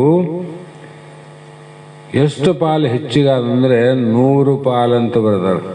100 ಪಾಲು ಪದುಳ ಮಿಕ್ಕಿಯ ನಿಜ ಸುಖ ರೂಪ ಅಂತ. ಇವೆಲ್ಲ ಉಪಾಧಿ ಲೋಕಾದಿ ಭೋಗಕ್ಕಿಂತ ಹೆಚ್ಚಿನ ಭೋಗ ಯಾವುದು? ನಿಜಾನಂದ ಸ್ವರೂಪ, ನಮ್ಮ ಸ್ವರೂಪ. ಯಾರು ನಾವು? ಹುಟ್ಟಲಾರ್ದ ಸಾಯಲಾರ್ದ ಪರಬ್ರಹ್ಮನೇ ನಾವು. ನಾವು ಹುಟ್ಟಿವಲ್ಲ ಸಾಯೋದು, ಸತ್ರಲ್ಲ ಹುಟ್ಟೋದು. ಹುಟ್ಟಿನಿಲ್ಲ ಸಾಯೋದಿಲ್ಲ ಅಂದ್ರೆ ಇನ್ನು ಯಾವಾಗಲೂ ಇರೋದು ಅಂತ ಅರ್ಥ. ಅಂದ್ರೆ ಯಾವಾಗಲೂ ಇರೋದು ಯಾವುದು? ದೇಹ ಅಲ್ಲ, ಉಪಾಧಿಗಳಲ್ಲ, ನಮ್ಮ ಸ್ವರೂಪ ಯಾವಾಗಲೂ ಇರೋದು. ಹೀಗೆ ಆ ಒಂದು 100 ಪಾಲು ಹೆಚ್ಚಿನಲ್ಲಿ ಉತ್ಪತ್ತಿಯಾಗುವಂಥ ಅಮೃತ ಪಾನದ ಆನಂದ ಸ್ವರೂಪ ಏನದ, ಆ ಆನಂದ ಸುಖದ ರೂಪವೇ ನಾನಾಗಿರುವನಂತ ತಿಳ್ಕೊಂಡಿರ್ತಾನೆ ನಾವು. ಆನಂದ ಸುಖ ಹಾಗೆ ಇದೇ ಪರಮಾತ್ಮನ ರೂಪ ಅನ್ನೋದು. ಪರಮಾತ್ಮ ಲಕ್ಷಣ ಏನಪ್ಪ? ಇದೆ ನೋಡು. ಆನಂದಗಾನಿಲ್ಲ ಪರಮಾತ್ಮ. ಅವನು ಸೃಷ್ಟಿ ಆದಾಗನು ಆನಂದ, ಲಯ ಆದಾಗನು ಆನಂದವಾಗಿರ್ತಕ್ಕಂಥವನು ಯಾವನು? ಒಬ್ಬನೇ ಪರಮಾತ್ಮ. ಉಳಿದವರೆಲ್ಲರೂ ಅಳೋರೆ, ದೇವಾನುದೇವತೆಗಳೇ ಆಗ್ತಾರ. ದೇವೇಂದ್ರ ಅಪರಾತ್ರಿಯಲ್ಲಿ ಸೀರೆಯನ್ನು ಉಟ್ಟುಕೊಂಡು ವಿಷ್ಣುವಿನಲ್ಲಿಗೆ ಕಾಪಾಡಂತ ದೇವತೆಗಳನ್ನು ಕರ್ಕೊಂಡು ಹೋದನಂದ್ರೆ ಎದಕ್ಕಾಗಿ? ರಕ್ಕಸರ ದಬ್ಬಾಳಿಕೆಗಾಗಿ. ಅಂದ್ರೆ ಅವನಿಗೂ ಸ್ವರ್ಗಲೋಕದಲ್ಲಿ ಇರುವಂಥ ಸ್ವರ್ಗಲೋಕದ ಒಡೆಯನಾದ ದೇವೇಂದ್ರನಿಗೆ ದುಃಖ ಆಗ್ಯದ. ಇನ್ನು ನಮಗಾಗದೇನು ದೊಡ್ಡಾಗದು. ಹಾಗಾಗಿ ಇವರೆಲ್ಲರಿಗೂ ದುಃಖ ತಪ್ಪಿದ್ದಲ್ಲ ಪರಮಾತ್ಮನ ಸ್ವರೂಪವುಳ್ಳಂಥ ಜ್ಞಾನಿಗೇನದ, ಆ ಜ್ಞಾನಿಯೇ ಪರಮಾತ್ಮ, ಪರಮಾತ್ಮನೇ ಜ್ಞಾನಿ ಅಂತ ತಿಳ್ಕೊ. ಹೀಗೆ ಯೋಗಿಯ ರೂಪಗಳು ನಾನಾ ಪ್ರಕಾರವಾಗಿದ್ದರೂ ಆತನಿಗೆ ಜಡ ತೋರಿಕೆಗಳ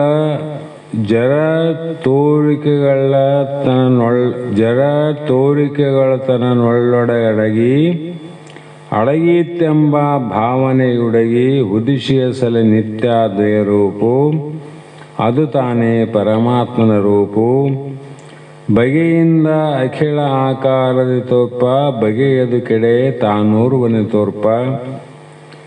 ಪದವಿದು ಅಖಂಡಿತವಹ ನಿಜ ರೂಪು, ಅದು ತಾನೇ ಪರಮಾತ್ಮನ ರೂಪು. ಕಪಟದ ಉಪಾಧಿಗಳಂಬೇರಪ್ಪ, ತ್ರಿಪುಟಿ ಎಳೆದು ಚಿನ್ಮಾತ್ರವೆಯಪ್ಪ. ಉಳಿಮೆಯೇ ಪರಮಾತ್ಮನ ರೂಪೆಂದು ತಿಳಿ ತನುಜನೆ ನಿಜ ತೂರಿವಿದೆಂದು. ಹೇ ಶಿಷ್ಯ ಕೇಳು, ಜಡ ತೋರಿಕೆಗಳು ಅಂದ್ರು. ಜಡ ಅಂತ ಯಾವ್ದು ಕರಿತೀವಿ ಶಾಸ್ತ್ರದಲ್ಲಿ? ಸ್ವಯಂ ಇತರೆ ಜ್ಞತ್ಯ ಶೂನ್ಯತ್ವಂ ಜಡತ್ವ. ತನ್ನ ಜ್ಞಾನ ಪರರ ಜ್ಞಾನ ಯಾವ ಪದಾರ್ಥಗಳಿಲ್ಲವೋ ಅದೆಲ್ಲವೂ ಜಡ. ಅಂದ್ರೆ ವಿಚಾರ ಮಾಡ್ರಿ, ನಾವೆಷ್ಟು ಮೋಹಿತರಾಗಿವಿ ಅಂದರೆ ಪ್ರಾರಬ್ಧದಿಂದ ದೊರಕಲೇನು ಅದರ ಸಂತೃಪ್ತಿ ಅಂತ ಭಾಗ ಮಾಡ್ಯಾರ. ದೊರಿಲಾರ್ದನ್ನ ನಾವು ಪಡಿಬೇಕಂತ ಬಹಳ ಪ್ರಯತ್ನ ಮಾಡ್ತೀವಲ್ಲ, ಮಾಡಿನೂ ಕೆಲವು ಪಡೆದೀವಿ. ಭೂಮಿಯನ್ನು ಪಡೆದೀವಿ, ಜಡ ಅದು ಚೇತನ. ಬಂಗಾರವನ್ನು ಪಡೆದೀವಿ, ವಜ್ರವನ್ನು ಪಡೆದೀವಿ, ವೈಡೂರ್ಯ ಪಡೆದೀವಿ, ಗೋಮೇಧಿಕ ಪಡೆದೀವಿ. ಇವೆಲ್ಲ ಜಡ ಅಲ್ಲ. ಯಾರು ಕೊರಳಗೇನಂತೂ ಗೊತ್ತಿಲ್ಲ, ನಾನು ಯಾರಂತೂ ಗೊತ್ತಿಲ್ಲ. ಅದಕ್ಕೆ ಇಂಥ ಜ್ಞಾನ ಶೂನ್ಯ ದೃಶ್ಯ ಪದಾರ್ಥಗಳು ತನ್ನೊಳ್ ಅಡಗಿ ಅಂದರು. ಅವು ಅಡಗ್ತಾವ. ತನ್ನೊಳ್ ಅಡಗಿ ಅಂದ್ರೆ ಏನು ಅರ್ಥ ಮಾಡಬೇಕು ಅಂದರೆ, ಅಧಿಷ್ಠಾನ ರೂಪವಾದ ನೀನು ಪರಮಾತ್ಮ ಇದ್ದಿ, ಆನಂದ ಇದ್ದಲ್ಲ, ಆ ನಿರುಪಾಧಿಕ ವಸ್ತುವಿನಲ್ಲಿ ಉಪಾಧಿಗಳು ಅಡಗ್ತಾವ. ಬಹಳ ಸೂಕ್ಷ್ಮ ಶಾಸ್ತ್ರ. ಎಲ್ಲಿ ಅಡಗ್ತಾವ? ನಿರುಪಾಧಿಕದಲ್ಲಿ ಉಪಾಧಿ ಅಡಗಬೇಕು, ಉಪಾಧಿಯಲ್ಲಿ ನಿರುಪಾಧಿಕ ಅಡಂಗಿಲ್ಲ. ಅಡಗ್ತದೇನದು? ಬೈಲಿನಾಗ ಜಗತ್ತು ಅಡಗೋದಿಲ್ಲ. ಏನು ಜಗತ್ತಿನಾಗ ಬಯಲಡೆಗದ. ಅಂದರೆ ಅಧಿಷ್ಠಾನ ಬಂಗಾರ ಆದರೆ ಆಭರಣಗಳು ಏನವ, ಅವು ಆಭರಣ ಮಿಥ್ಯಾವ, ತಿಳಿದ್ರೆ ಬಂಗಾರ ಸತ್ಯ ಅದಲ್ಲ. ಅದರಂತೆ ಆಭರಣಗಳಲ್ಲಿ ಕಲ್ಪಿತವಾದ ಹೆಸರುಗಳು ಬಂದವಲ್ಲ, ಕಡಗ, ರೂಢಿ, ಅದು ಇದಂತ, ಅವೆಲ್ಲ ಕಲ್ಪಿತ ಅವೋ ಸತ್ಯ ಅವೋ? ಆಭರಣ ಎಲ್ಲನ ಮುಟ್ಟಿ ನೋಡು ಬರೇ ಬಂಗಾರನ ಅದ, ಬರೇ ಬಂಗಾರ. ಕೊಡ ಎಲ್ಲನ ಮುಟ್ಟಿ ನೋಡ್ರೆ ಬರೇ ಮಣ್ಣೆ ಅದ. ಆದರೆ ಮಣ್ಣಿಗೆ ಕೊಡವೆಂದಂತೆ, ಬಂಗಾರಕ್ಕೆ ಆಭರಣವೆಂದಂತೆ. ಅಧಿಷ್ಠಾನವಾದ ಬ್ರಹ್ಮಗ ನಾಮರೂಪದ ಜಗತ್ತು ಅಂದಿವಿ ಅಂತಷ್ಟು. ಜಗತ್ತೆಲ್ಲದ ಮುಟ್ಟಿ ನೋಡಿದ್ರೆ ಇಲ್ಲೇ ಜಗತ್ತು, ಅಲ್ಲಿ ಮುಟ್ಟಿ ನೋಡಿದ್ರಿಲ್ಲ, ಇಲ್ಲಿ ವಿಚಾರ ಮಾಡಿದ ನೋಡಿದ್ರಿಲ್ಲ. ಗುರುಮುಖದಿಂದ ಶಾಸ್ತ್ರ ಉಪದೇಶವನ್ನು ವಿಚಾರ ಮಾಡಿ ನೋಡೋರು ಇಲ್ಲ, ಇರ್ತವೆ ನೀವು ನಾಮರೂಪ ದೇಹ. ಹಾಗಾಗಿ ಅವು ತನ್ನಲ್ಲಿಯೇ ನಾಶವನ್ನು ಹೊಂತವಂದ್ರು. ಆಭರಣ ಎಲ್ಲಿ ನಾಶ ಆದವು? ಬಂಗಾರದಾಗ ನಾಶ ಆದವು. ಕೊಡ ಎಲ್ಲಿ ನಾಶ ಆಯಿತು? ಮಣ್ಣಿನಾಗ ನಾಶ ಆಯಿತು. ಜಗತ್ತೆಲ್ಲಿ ನಾಶ ಆಯಿತು? ಬ್ರಹ್ಮನಲ್ಲಿ ನಾಶ ಆಯಿತು. ನೀನು ಯಾರು? ಬ್ರಹ್ಮ ಇದ್ದಿ, ನಿನ್ನಲ್ಲೇ ದೇಹ ಲಯ ಆಯ್ತು. ಇದನ್ನು ಎಲ್ಲಿ ಹೋಯ್ತು? ಹೋಗಂಗಿಲ್ಲ. ಅವು ಒಂದಕ್ಕೊಂದು ಬಿಟ್ಟೇ ಇಲ್ಲ. ಇರೋದೊಂದು, ನಾವು ಅನ್ನೋದೊಂದು. ಶಬ್ದದಿಂದ ಬಂದದ ಭ್ರಾಂತಿ. ಹಾಗಾಗಿ ನನ್ನಲ್ಲಿ ನಾಶ ಆಗದೆ ಅನ್ನುವ ಭಾವ ಕೂಡ ಏನಿಲ್ಲ ನೋಡಿ ಜ್ಞಾನಿಗಳಿಗೆ. ನಾಶ ಆಗೋದನ್ನು ಸತ್ಯ. ಅದು ಮೊದಲು ಬೇರೆ ಇತ್ತು, ಈಗ ನಾಶ ಆಯಿತು ಅಂತಿಲ್ಲ. ಮೊದಲು ಅದೇ ಅದ. ಆಭರಣ ಆಗೋದಕ್ಕೆ ಕೊಡೋಕ್ಕಿಂತ ಮುಂಚೆ ಮಣ್ಣು ಬಂಗಾರ ಹೆಂಗದ, ಕೊಡ ಆದಾಗ ಆಭರಣ ಆದಾಗ ಅಲ್ಲಿ ಬಂಗಾರ, ಇಲ್ಲಿ ಮಣ್ಣಾದ. ಇಲ್ಲಿ ಒಡೆದಾಗ ಅಲ್ಲಿ ಕರಗಿದಾಗ ಮಣ್ಣು ಬಂಗಾರ ಹೇಗಿದೆಯೋ. ಜಗತ್ತು ತೋರುವುದಕ್ಕಿಂತ ಮುಂಚೆ, ಈ ದೇಹ ತೋರೋದಕ್ಕಿಂತ ಮುಂಚೆ ನಾನು ಬ್ರಹ್ಮನೇ ಇದ್ದೇನೆ. ದೇಹ ತೋರುವಾಗನು ಬ್ರಹ್ಮನಿದ್ದೇನೆ. ಪ್ರಾರಬ್ಧ ಮುಗಿದಾಗ ನಾಶ ಆಗ್ತದೆ, ಅವಾಗನೂ ಬ್ರಹ್ಮನಿದ್ದೇನೆ ಅಂತ ದೃಢ ಇರ್ತದೆ. ವಿನ ದ್ವೈತ ಇರಂಗಿಲ್ಲ ಅಲ್ಲಿ ಅಂತ. ದ್ವೈತ ಮಾತೇ ಇಲ್ಲ. ಕಾರಣ ಯಾವ ನಿತ್ಯ ಅದ್ವಯ ರೂಪ ಉಳಿಯುವುದು ಅದೇ ತ್ರಿಕಾಲ ಬಾಧ್ಯವಾದಂಥದ್ದು ಅಂದರು. ಅಲ್ಲೇನು ಉಳಿತು? ಭೂತ ಭವಿಷ್ಯತ್ ವರ್ತಮಾನ ಕಾಲದಲ್ಲೇ ಉಳಿದುದು ಮಣ್ಣೆ. ಭೂತ ಭವಿಷ್ಯತ್ ವರ್ತಮಾನ ಕಾಲದಲ್ಲಿ ಉಳಿದುದು ಯಾವುದು? ಬಂಗಾರನೇ. ಇದೇನು ಅಂದರೆ ತ್ರಿಕಾಲ ಆಭಾದಿತ ಅಂದರು. ಮೂರು ಕಾಲ, ಹಿಂದೆನೂ ಉಂಟು, ಇಂದು ಉಂಟು, ಮುಂದೂ ಉಂಟು ಅಂತ. ಅದು ಯಾವುದು? ನಿಜವಾದ ನಮ್ಮ ಬ್ರಹ್ಮ ಸ್ವರೂಪ, ಆನಂದ ಸ್ವರೂಪ. ಮೊದಲು ಆನಂದ ಆದ. ಮೊದಲು ಆನಂದ ಅಂತ ಅನುಭವ ಹೆಂಗಂದ್ರೆ, ನಿನ್ನೆ ನಿದ್ದೆಗೆ ನೀನು ಆನಂದ ಪಟ್ಟು ಬಂದಿದ್ದು, ದುಃಖ ಪಟ್ಟು ಬಂದಿದ್ದು ನಿನ್ನೆ. ಅದು ವಿಚಾರ ಮಾಡಿ. ಇವತ್ತಿನ ಮಕ್ಕಂಡೇ ಇಲ್ಲಲ್ಲ. ನಿನ್ನೆ ಮಲಗಿದಾಗ ಆನಂದ ಆಗಿದ್ದು ಇಲ್ಲ, ಮತ್ತು ಎದ್ದ ಮೇಲೆ ಹೋಯ್ತಿಲ್ಲ, ಮತ್ತೆ ಬಿದ್ದಾಗ ಮತ್ತೆ ಉಳಿತಿಲ್ಲ. ಆನಂದ ನಮ್ಮಲ್ಲಿ ಎಲ್ಲಿಗೇನೋ ಹೋಗಿತ್ತೇನು? ಎಲ್ಲಿ ಹೋಗಿಲ್ಲ. ಅದು ಬಂದದ್ದಲ್ಲ ಹೋಗ್ತಿತ್ತು. ಅದು ಬಂದದ್ದೇ ಅಲ್ಲಲ್ಲ ಅಂದಾಗ ಹೋಗೋದಿಲ್ಲ ಅಂತ. ಅದು ನಮ್ಮಲ್ಲೇ ಇತ್ತು. ಅದು ಏನಾಯಿತಂದರೆ ಛಿದ್ರ ಆಗೋಯಿತು. ಛಿದ್ರ ಅಂದ್ರೇನು? ವಿಷಯಾಂತರವಾಗಿ ವಿಷಯದ ಕಡೆ ಹೋಗಿ ಭಸಿಕನ ಓಲು ಅಂತ ಹೇಳಲ್ಲ ಪ್ರಮಾಣ.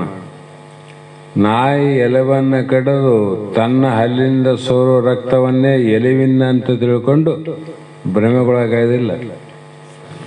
ಬಂಗಾರದಲ್ಲಿ ಆನಂದ, ಬೆಳ್ಳಿಯಲ್ಲಿ ಆನಂದ, ಅದ್ರಾಗ ಆದೇನು ಆನಂದ? ನಿನಗೆ ಆನಂದ ಪಟ್ಟಿಲ್ಲ. ನಿನ್ನ ಆನಂದವನ್ನೇ ಅವುಗಳ ಮೇಲೆ ಆರೋಪ ಮಾಡಿ ಅವುಗಳಿಂದ ಆನಂದ ಆಯ್ತು ಅಂತ ನೀವು ಮನೆಗೆ ಬಂದು ನೋಡು.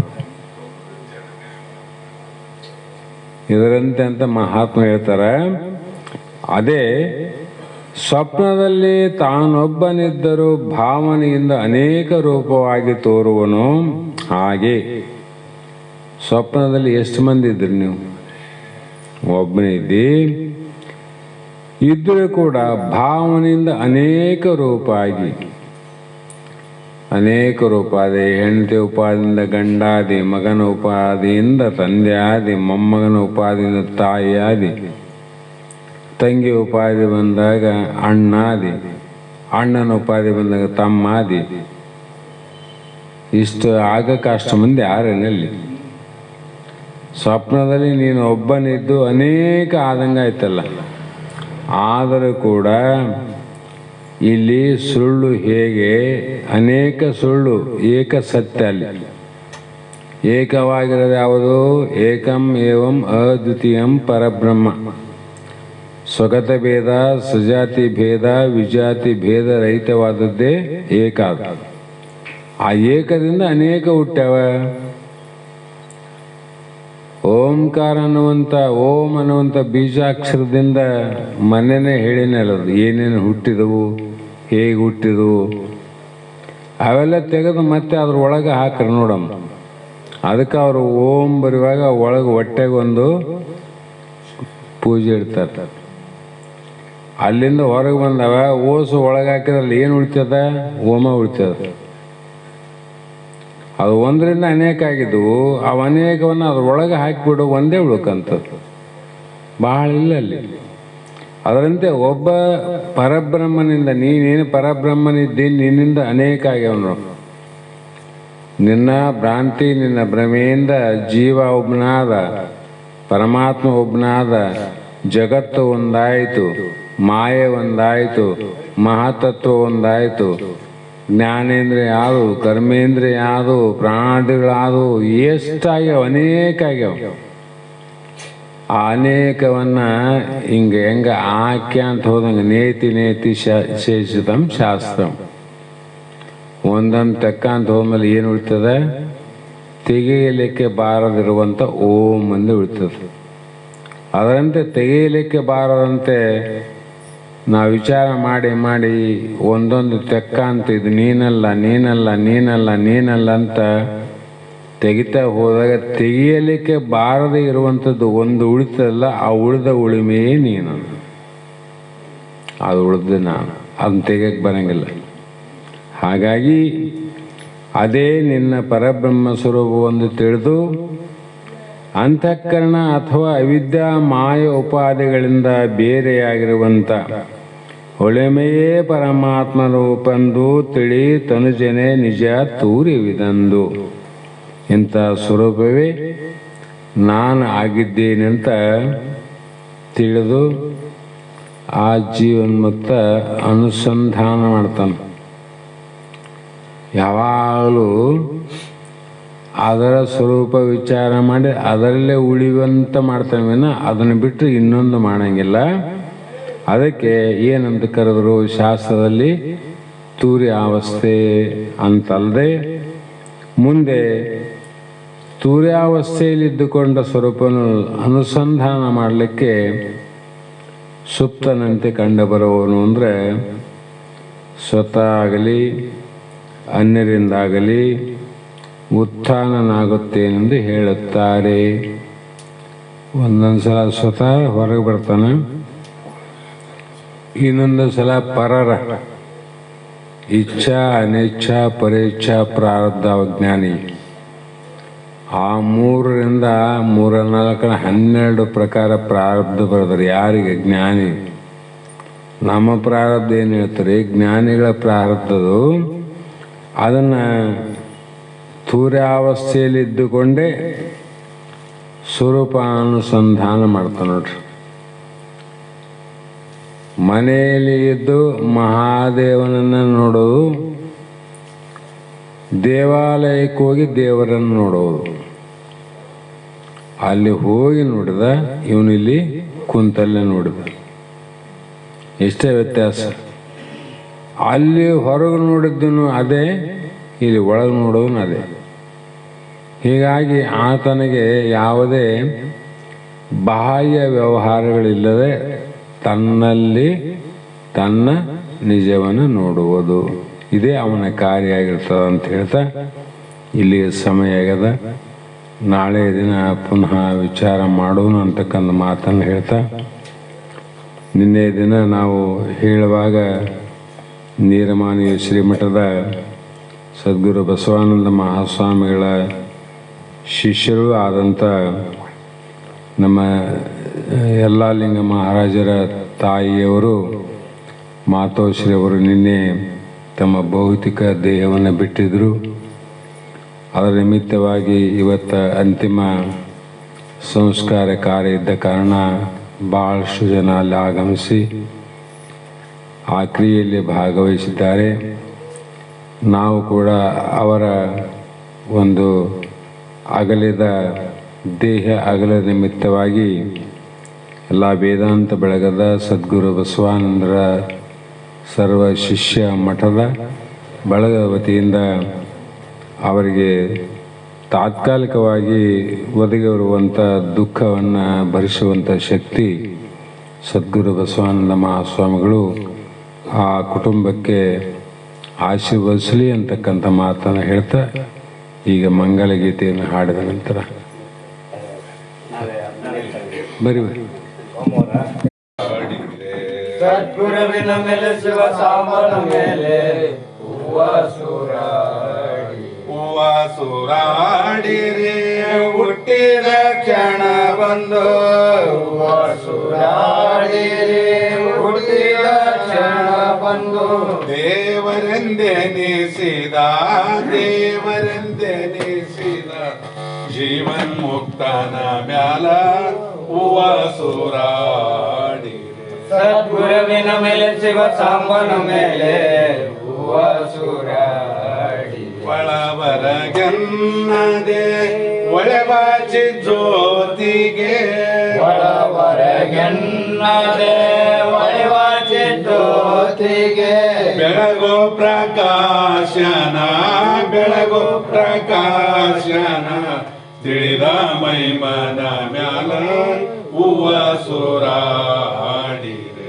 ಸದ್ಗುರುವಿನ ಮೇಲೆ ಶಿವ ಸಾಂಬನ ಮೇಲೆ ಹೂವ ಸುರಾಡಿ ಶತಸ್ಥಲ ಬ್ರಹ್ಮಗೆ ಷಡ್ವರ್ಣ ಅತೀತಗೆ ಶತಸ್ಥಲ ಬ್ರಹ್ಮಗೆ ಷಡ್ವರ್ಣ ಅತೀತಗೆ ನುಡಿಯೋ ಪಂಚಾಕ್ಷರಿ ದೃಢ ಭಕ್ತಿ ಗುರುವಿನ ಮ್ಯಾಲ ಹೂವ ಸುರಾಡಿರೆ. ಸದ್ಗುರುವಿನ ಮೇಲೆ ಶಿವ ಸಾಂಬನ ಮೇಲೆ ಹೂವ ಸುರಾಡಿ ಮುನ್ಮನೆ ಪ್ರಭೆಯೋಳು ತನ್ಮಯನಾದವಗೆ ಮುನ್ಮನೆ ಪ್ರಭೆಯೋಳು ತನ್ಮಯನಾದವಗೆ ಚೆನ್ನಾಗಿ ಬೆಳಗಿರೆ ಚಿನ್ಮಯ ಶಿವನಂದರ ಮ್ಯಾಲ ಹೂವ ಸುರಾಡಿರೆ. ಸದ್ಗುರುವಿನ ಮೇಲೆ ಶಿವ ಸಾಂಬನ ಮೇಲೆ ಹೂವ ಸುರಾಡಿರೆ. ಓಂ ಚೈತನ್ಯಂ ಶಾಶ್ವತಂ ಶಾಂತಂ ವ್ಯೋಮಾತೀತಂ ನಿರಂಜನಂ ನಾನಬಿಂದು ಕಲಾತೀತಂ ತಸ್ಮೈ ಶ್ರೀ ಗುರವೇ ನಮಃ. श्रीमद् जगद्गुरु सिद्धार्थ स्वामी महाराज की जय. सद्गुरु शिवपुत्र स्वामी महाराज की जय.